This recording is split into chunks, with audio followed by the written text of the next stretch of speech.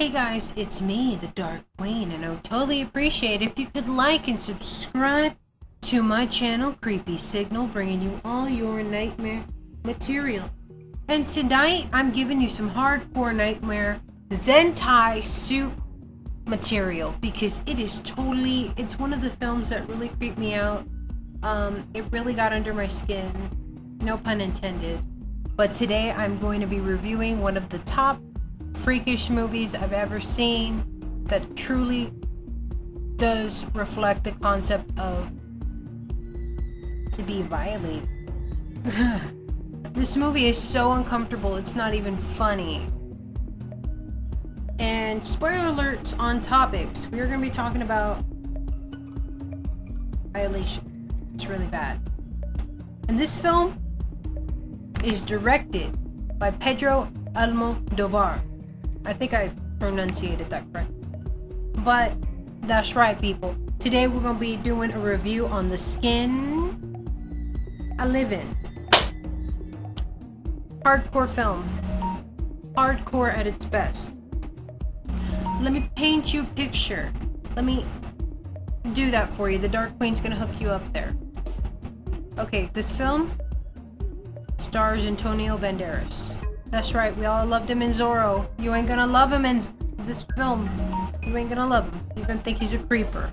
And he is kind of a creeper. He's a major creeper now that I think of it. Oh my god. Let's bring it back to memories. Oh, okay. So, story setup.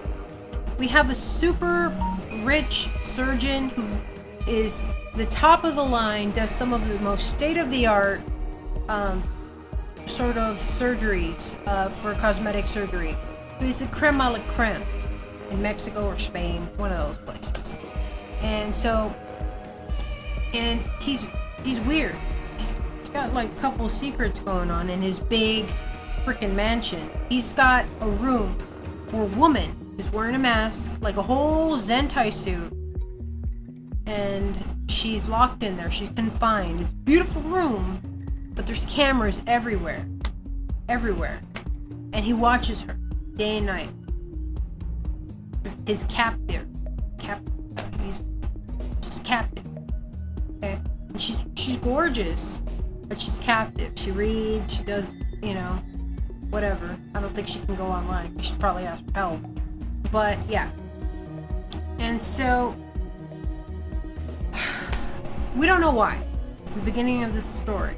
But a little back history on Mr. Antonio Banderas. That's right, Zorro. Okay, so he's a top-of-the-line surgeon. His mother is the maid. That's the first spoiler alert. She's the family's maid, but she also bore him and gave birth to him. He also has a brother who's an ex-con who is back in town, and he robs places. I think he robs for diamonds. I don't remember. It's been a couple years. This is how much... It's been years since I've seen this film, and I still remember it. Scene by scene. That's how traumatizing this film is. And so anyways.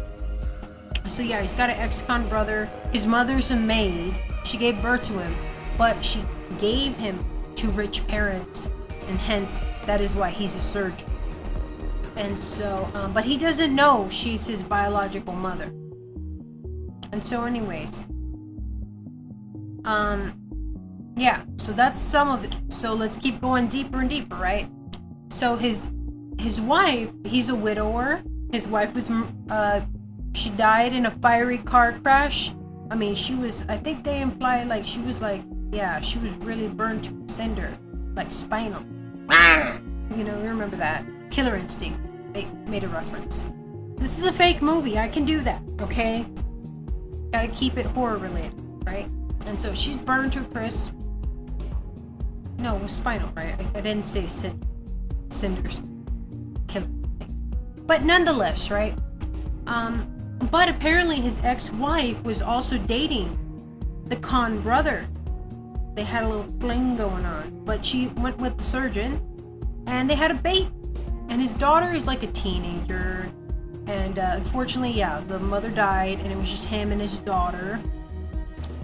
And so backstory is that one day they were at a gala or some sort of rich party, and there's like jazz band and this whole mansion, and there was a son of a boutique owner, like fashion boutique owner there, and he asked the daughter to take a walk with him, and he winds up raping her in the woods. She screams for help, nobody helps her, and so he takes off and runs away.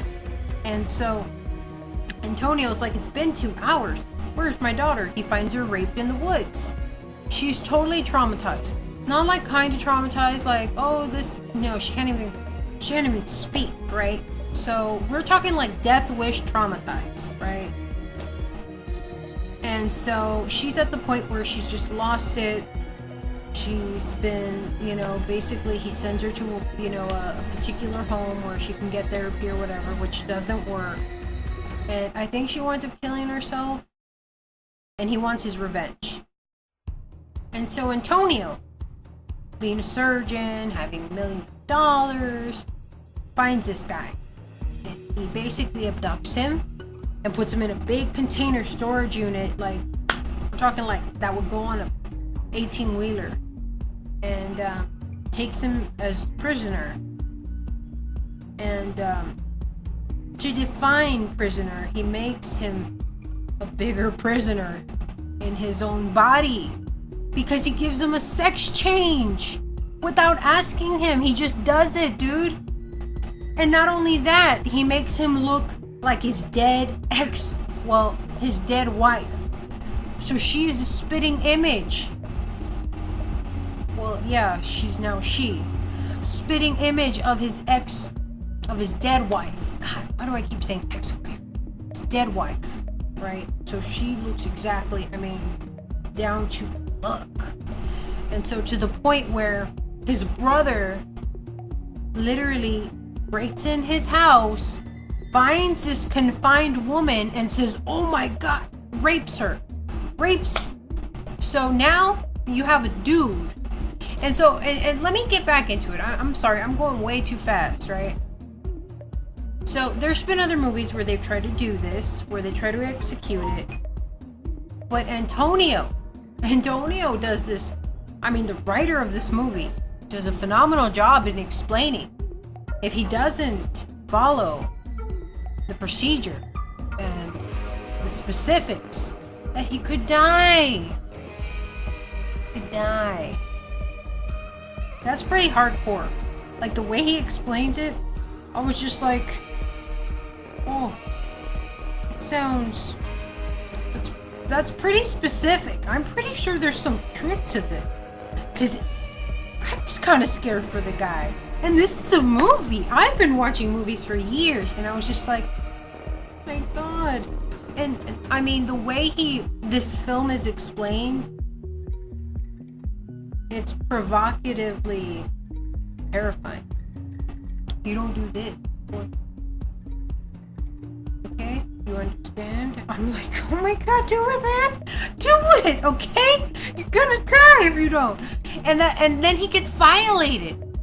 This guy, who's a girl, gets violated. Totally. Oh my God.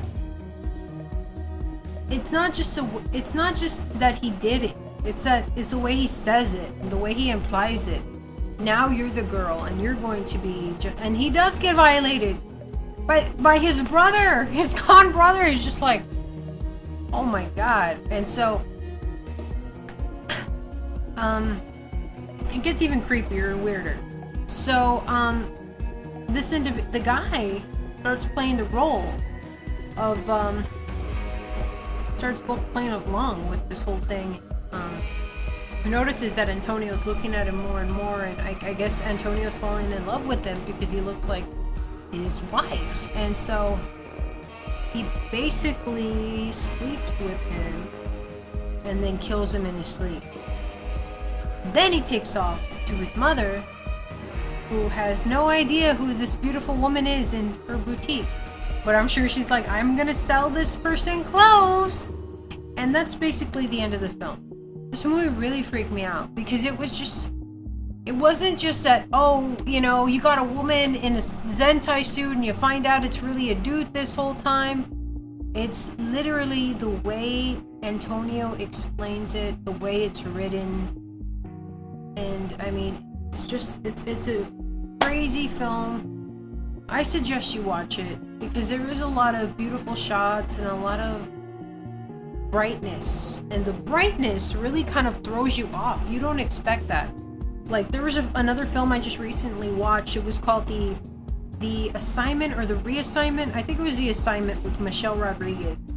And I mean, Sigourney Weaver did the best she could, and some of the story was okay, but it was reverse, and it was really stupid. I mean, I hate to be that. I'm a big Sigourney Weaver fan, and I think it was really, really incredibly stupid. And I'm not just trying to be a jerk. This was art. It was beautiful. It was glamorous. And I'm not comparing budgets. I'm just talking about the style and the story. It was so rich. It was like flan, or it was like eating tamale with the good spices, not the chafa spices, the good spices. It was rich, like good pudding, like good chocolate pudding versus cheap chocolate pudding. You can tell the difference, okay? And the story was like they really cared for it and they nurtured it like a little baby. And the assignment was just like, I'm badass, you know. Yeah. Now there was two different, and that's what made it so horrific. Was that they never called it, you know. I mean, they sometimes said it was horrific, like as far as like what to anticipate of this being a horror film, but you don't really see it as being a horror film. Like, if I were to be at the, you know, like if there was a video rental place, I would probably say, man, that's probably a thriller. I wouldn't call it horror. And as soon as you rent it, you feel violated. You feel like you are a prisoner, and in the nicest way. And it's so. That's what makes it so disturbing. And I think, you know, that's where the assignment, when Michelle Rodriguez told him this, was that they try to make it badass and super cool, and it just, you miss the point. You're trying to focus on something about making somebody literally, you know, a prisoner of their own body. And then that's what, you know, we're talking about Cronenberg and The Fly and stuff like this. Is potential, this is possible, this is real, and it could happen, you know. And that's what makes it so terrifying. And the way it was communicated was, yeah, it was very disturbing for me. And I really don't let a lot of films get to me, but there was just something about it that just got under my skin, you know. And I tell people, I'm like, dude, this film is extreme. It's, as much as it probably tried not to be extreme, it was still extreme. And so that is what I will say, guys. I will catch you later. This is the Dark Queen bringing you more nightmare material. Make sure you check out The Skin I Live In. It is available on video on demand, probably a couple DVDs, maybe Blu-ray. I don't know. I don't sell that movie. But I will catch you later. Bye-bye.